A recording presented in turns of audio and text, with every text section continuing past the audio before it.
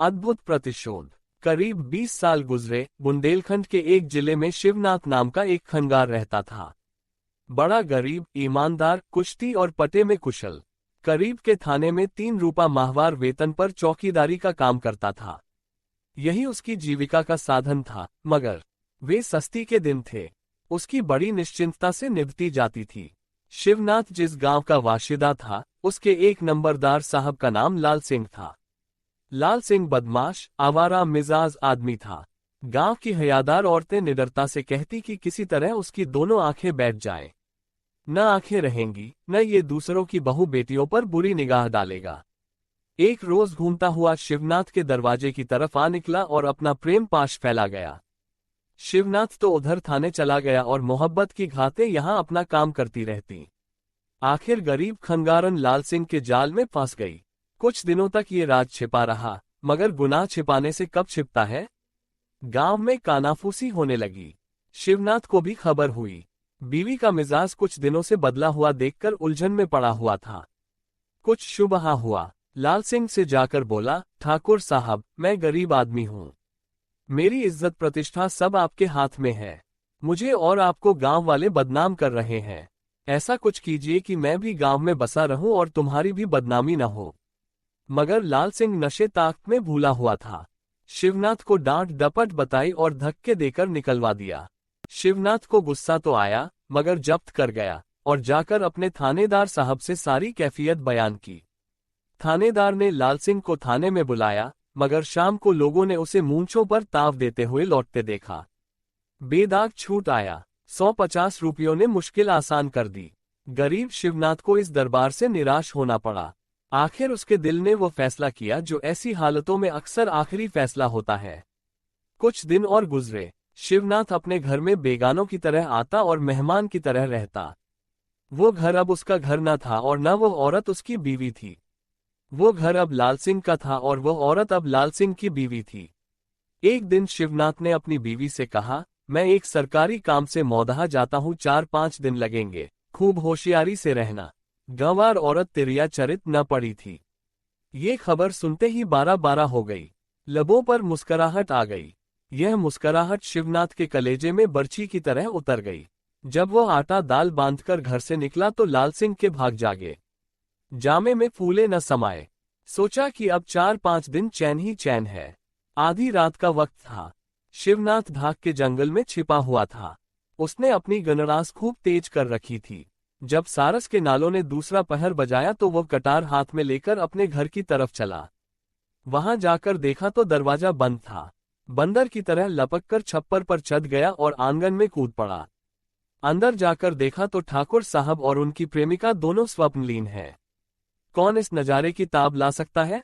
ललकार कर बोला, लाल सिंह, खबरदार हो जाओ, अब तुम्हारा काल आ पहुंचा है। लाल सिंह हकबकाकर उठा ही था कि कटार का भरपूर हाथ गर्दन पर पड़ा और सिर अलग जा गिरा। खंगारिन शिवनाथ के पैरों पर गिर पड़ी। शिवनाथ ने उससे सिर्फ इतना कहा, शर्म हो तो चुल्लू भर पानी में डूब मर। मगर उस पर हाथ नहीं उठाया। रात ज्यों त्यों गुजरी। सबेरा होते ही शिवनाथ ने एक हाथ में इस कटे सिर को लटकाया और दूसरे में खून से लथपथ गनरास लिए हुए अपने थाने की तरफ चला और थानेदार साहब के रूबरू वह सिर रखकर बोला, आपसे जो इंसाफ न हो सका वो इस तलवार ने किया। लीजिए, ये सर हाजिर है।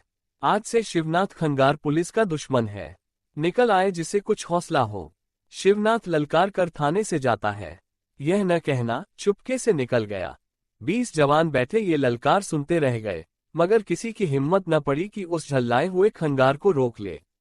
शिवनाथ ने चारों तरफ ऊधम मचाना शुरू किया। कहीं इस गांव में आग लगाता, कहीं उस गांव में डाका मारता। उसे रुपए पैसे की भूख न थी, उसे नंबरदारों के खून की प्यास थी। कितने ही नंबरदारों के घर बेचिराग हो गए। रफ्ता रफ्ता उसकी एक गिरोह कायम हो गई। शिवनाथ के नाम से लोग थर्राने लगे। एक अकेले व्यक्ति ने सारे जिले में हलचल डाल दी। सरेशाम ही से घरों के दरवाजे बंद हो जाते, रास्ता चलना दुश्वार हो गया। जहां देखिए शिवनाथ मौजूद है। आज यहां डाका तो कल यहां से 50 मील पर आग लगाए। बड़े बड़ों का सिर नीचा हो गया। दिन दहाड़े उसका पैगाम पहुंचता कि शिवनाथ सिंह का फला मुकाम पर पड़ाव है, तुम उसकी दावत का सामान वहां भिजवा देना, वरना बुरा होगा। जिसने आज्ञा का उल्लंघन किया उसकी जान की खैर न थी। उसकी हिम्मत और ताकत की रिवायतें सुनकर लोग दंग रह जाते थे। दांतों में तलवार दबाकर हाथी के मस्तक पर जा बैठना उसके नजदीक एक अदना सी बात थी और वह चोरों की तरह छिपकर न रहता। रातों को मैदान में उसकी महफिलें सुसज्जित होती और पहाड़ियां नगमों की सदाओं से गूंजती। 3 रुपए का चौकीदार सेठ साहूकारों और बड़े बड़े जमींदारों से राजस्व कर लेने लगा। एक दिन शिवनाथ ने एक धनवान अहीर के घर पर डाका मारा। जब मालो असबाब लेकर चलने लगे तो नौजवान अहीर उसके सामने आकर खड़ा हो गया और बोला, गुरुजी, मेरी जमा जथा तो तुम लिए जाते हो, मैं कहाँ रहूं? मुझे भी साथ लेते चलो। शिवनाथ उसका चेहरा मोहरा डील डॉल देखकर दंग रह गया। मर्द नहीं, शेर था। शेर की गर्दन, गैंडे का सीना, गोया बदन में सेंदूर भरा हो। बोला, सच कहते हो? अहीर, हाँ। शिवनाथ, तुम्हारा नाम क्या है? अहीर, दंगल। शिवनाथ, आज से तुम दंगल सिंह हो। दंगल, इस नाम की मर्जाद तुम्हारे हाथ है। शिवनाथ, शक्ल तो तुम्हारी मर्दों की सी है। दगा तो न दोगे? दंगल, मारूंगा तो कहकर मारूंगा। दगा देना मर्दों का काम नहीं है। शिवनाथ ने लाल सिंह को सारा माल उसी वक्त वापस कर दिया और उसी दिन उन दोनों में उस दोस्ती और वफादारी की बुनियाद पड़ी जो मरते दम तक कायम रही। पहले एक था, अब 1 से 2 हुए। दोनों रण बांकुरे। शिवनाथ ने अकेले जिले में अंधेर मचा रखा था, अब दोनों ने मिलकर तूफान बर्पा कर दिया। शिवनाथ और दंगल का नाम सुनकर लोगों की रूह फना हो जाती थी। 3 साल तक सारे जिले में कोहराम मचा रहा। दोनों डाकू गजब के दिलेर थे। 100 आदमियों के बीच से यूं निकल जाते, गोया बिजली कौंध गई। उनके खौफ से पुलिस के आदमियों को नींद न आती। थानेदार और पुलिस के इंस्पेक्टर उन्हें नजराने दिया करते। एक रोज दोनों एक पहाड़ी पर बैठे हुए थे। शाम हो गई थी। उन्हें दूर से एक आदमी घोड़े पर सवार आता दिखाई दिया। उसके पीछे पीछे पालकी पर उसकी बीवी भी थी। मैके से विदा कराए लिए आता था। दंगल ने कहा, गुरु, ये शिकार अच्छा आ रहा है, इसे हाथ से जाने न देन चाहिए। ये सलाह करके दोनों पहाड़ी से उतरे और सवार से पूछा, ठाकुर साहब, कहाँ से आते हो? यहीं ठहर जाओ, आगे डाकू लगते हैं। यहाँ सरे शाम ही से रास्ता बंद हो जाता है। ठाकुर का नाम धनी सिंह था। बोला, ठहरना तो मैं भी चाहता हूँ मगर यहाँ ठहरने के लायक कोई जगह नहीं दिखती। दंगल, इस पेड़ के नीचे कुआं है, साया है, और क्या चाहिए? आज यहीं ठहरिए। धनी सिंह, तुम लोग कौन हो? दंगल, हम भी मुसाफिर हैं। आज रात यहीं काटेंगे। धनी सिंह, अच्छी बात है। यहाँ कोई गांव नजदीक है ना? दंगल, घोड़े से तो उतरो, तुम्हारे आराम का सब इंतजाम हो जाएगा। बंदूक तो बड़ी अच्छी रखते हो, जरा इधर तो बढ़ाना। धनी सिंह चकमे में आ गया। बंदूक दंगल सिंह को दे दी। फिर क्या था? शिवनाथ ने धनी सिंह को घोड़े से खींच लिया और उसके हाथ पैर बांध दिए। कहारों ने ये कैफियत देखी तो पालकी छोड़ भाग निकले। ठकुराइन ने पालकी का पर्दा उठाकर झांका तो आंखों में अंधेरा छा गया। धम से कुएं में कूद पड़ी। धनी सिंह की आंखें खून की तरह सुर्ख हो रही थीं। बोला, यारो, ये दगा की मार है। दंगल, जब तक जबान से काम निकले हम लोग देवी को तकलीफ नहीं देते। धनी सिंह, क्या मुझे जीता छोड़े जाते हो? दंगल, हाँ, खूब चैन करो। धनी सिंह, पछताओगे, मैं भी ठाकुर हूं, कभी न कभी बदला लूंगा। दंगल, हमारे 1 लाख दुश्मन हैं, तुम एक और सही। धनी सिंह, अच्छा तो खबरदार रहना, तुमने दगा की मार मारी है, मैं भी दगा की मार मारूंगा। इस वाकया के 1 महीने बाद खबर उड़ी कि जगत सिंह नाम का एक नया डाकू उठ खड़ा हुआ है और साल भर के अंदर उसने इस कसरत से डाके मारे कि शिवनाथ और दंगल के कारनामे उसके सामने धूमिल पड़ गए। मगर प्रायः यह नया डाकू कत्ल और लूट से दूर रहता। वो आंधी की तरह उठता और गांव को घेर लेता। बंदूक की सदाएं सुनाई देती। 2-4 पुराने झोपड़ों में आग लग जाती और वातावरण साफ हो जाता। न किसी की जान जाती, न किसी का माल जाता। ये सब लोग कहते कि जगत सिंह ने फला गांव में डाका मारा, मगर यह कोई नहीं कहता कि नुकसान क्या हुआ। यह नया डाकू दौलत का भूखा न था, न खून का प्यासा। वो डाकू की शोहरत चाहता था। दंगल ने एक दिन शिवनाथ से कहा, भैया, ये तो एक नया खिलाड़ी पैदा हुआ। शिवनाथ, बहादुर आदमी है, पूरा वीर। दंगल, हमारा उसका मेल हो जाए तो अच्छा। शिवनाथ, सूबे का सूबा लूट ले। दंगल, कहो तो आज संदेशा भेज दूं। शिवनाथ, भेज दो, मगर होशियार रहना। जगत के पास पैगाम पहुंचा तो उसका चेहरा खिल उठा। दिल की खुशी दबाए न दबी। मुद्दतों की आरजू पूरी हुई। संदेशिए से कहा, गुरुजी से हमारा पालागन कहना, हम तो उनके चाकर हैं। जब हुक्म हो हाजिर हो। आपस में कपट क्यों? तीसरे दिन एक नदी के किनारे दोनों डाकू जगत सिंह से मिले। दंगल उसे देखकर चौंक पड़ा और ऐसा घबराया गोया गिर पड़ेगा। शिवनाथ भी चौंका मगर संभल गया। ये जगत सिंह और कोई न था, यह वही धनी सिंह ठाकुर था। धनी सिंह ने कहा, गुरु मुझे पहचान गए ना? शिवनाथ, हाँ पहचान गया। ये बाना कब से लिया? धनी सिंह, उसी दिन से जब आपके दर्शन हुए। शिवनाथ, मेरी तरफ से दिल साफ है ना? पिछली बातें भूल गए या नहीं?